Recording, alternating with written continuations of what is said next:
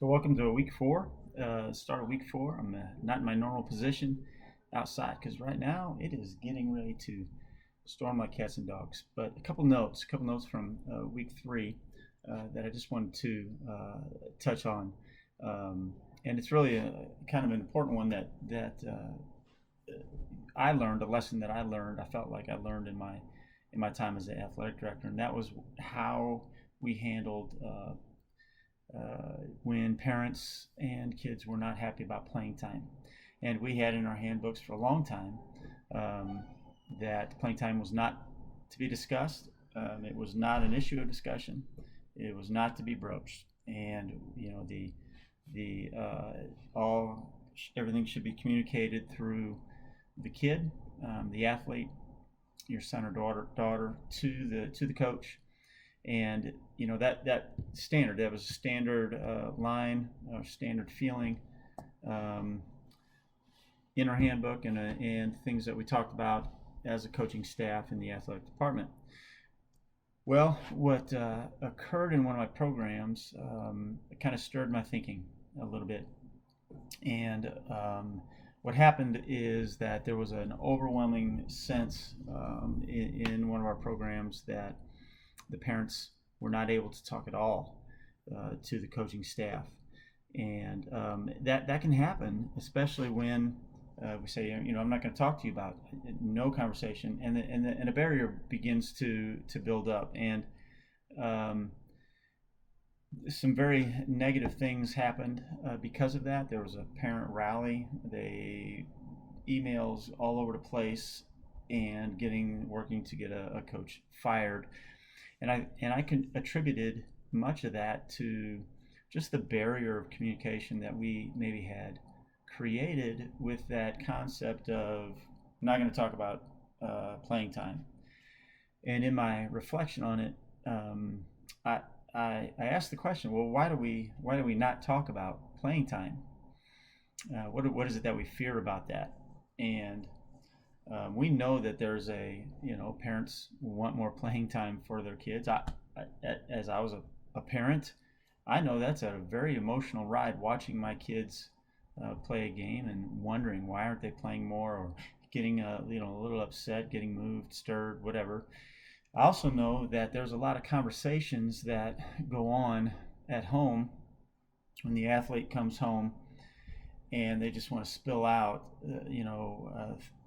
stuff, that has happened at practice, that has happened in games, and spill out the emotion. So there's a lot of conversation, there's a lot of emotion that's going on in a home around athletics.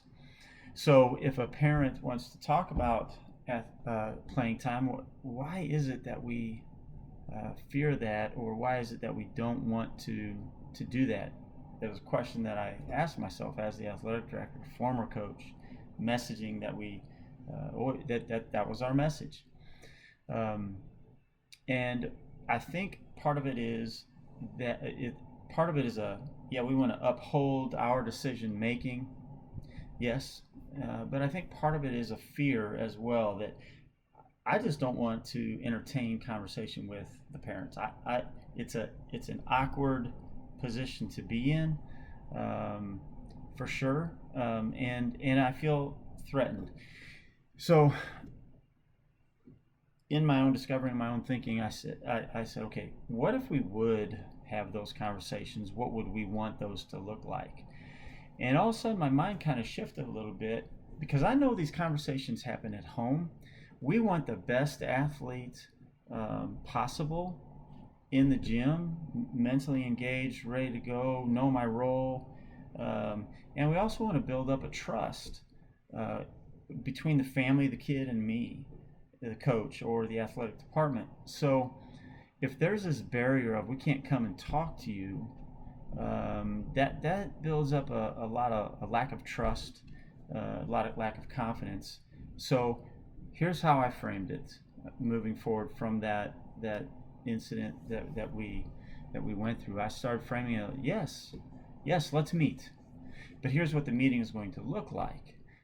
The son or daughter is going to be in the meeting there with you, and we would love the opportunity to once again explain to you what we have explained to your son or daughter already, the role that they are currently in.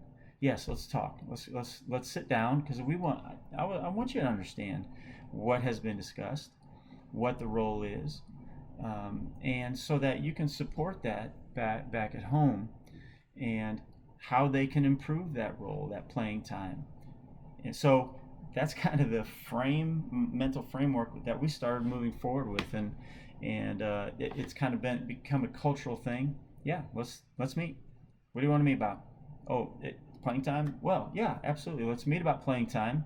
Let's set up a time, and we're going to have your son or daughter there with us, so that they can talk about what the things that we've already talked about, and then you can be a partner in. Ultimately, that's what our hope is that you can understand and be a partner in that message. That the truth is that isn't always happening, but one thing that can happen is the barrier of communication is now open. Yeah, let's talk. It's not going to.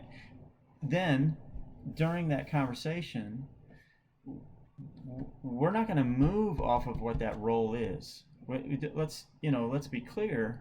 As an athletic director, I'm going to support that coach. If that's the role of the player, that's great. I'm not going to ask you to play the kid more, but we're going to take this opportunity with the kid and the parents there, and we're going to look at the kid, the son or daughter, and say, here's your role. I need to know from you now, do you accept that role? The things that we've talked about with the parents in the room, do you accept this role? I need to know that now as the head coach, moving forward. And then I have not witnessed that the kid would deny that role, ever. I've not witnessed that.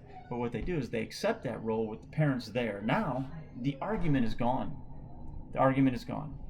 The parents no longer have, the conversation at home is a little bit different between a kid and a parent. They're going to say what is going to, what their parents want to hear, or what will give them the most comfort. But now in that setting, yeah, we'll just clean the table. Let's talk about the role. Let's talk about playing time. Do you accept it in front of mom and dad? Yes. Okay, let's go then. Hey, here's how you can improve that role. What else we got to talk about? Let's so aside, let's build this community of trust. Yeah, come talk to us. But we're not gonna break from the integrity of our decision making.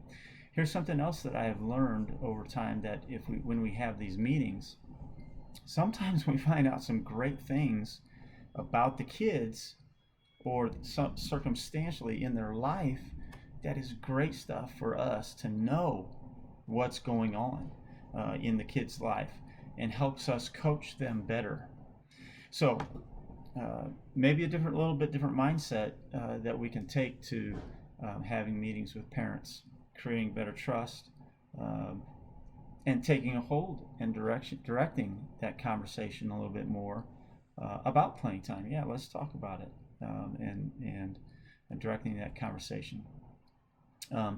So something I do, and I'll meet with the coaches before we have any kind of parent meeting, and I'm going to say, okay, the parent's going to be emotional, so there's going to be an emotional thing, but let's put a filter through that. Let's filter out the emotional stuff, and let's see what lands that is stuff that is of value. Because there's been times where a coach, we've had a meeting and with parents, and we've learned something about how the kid has been reacting, or maybe, and it's good stuff to know, so that I can coach, we can lead that kid, that son or daughter better. So get rid of the emotional stuff, what gets filtered as good stuff. And there have been those meetings, just because we're more open to them, in building a trusted relationship. That's our goal. Absolutely, there's meetings that end with nothing good happening. Those do happen. But at the end of the meeting, we just need, I look at the coach and I say, you know what, not much got filtered out of that one. We just need to move forward, and with good integrity. Don't hold anything against the kid.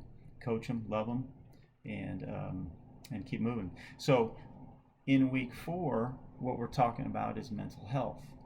So how we handle, how we communicate with parents can set up either a barrier or a line of communication if something is happening with a young man or a young woman that they need some intervention, they need help, mental health.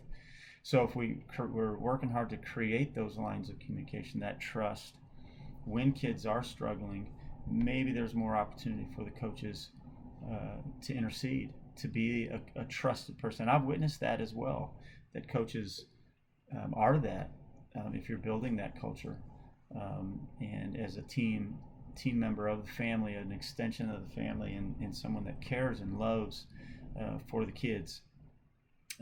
So keep that in mind as you move into leadership, or even if you're in leadership right now, that why is it, maybe ask those questions of why is it that we do things in the old way that we do. Is there a way that we can do it better sometimes that will create more relationship and trust in those that we serve? So, hey, good luck this week in week 4, and once again, man, you guys are an awesome class to be a part of, and I look forward to your work this week. Have a great week.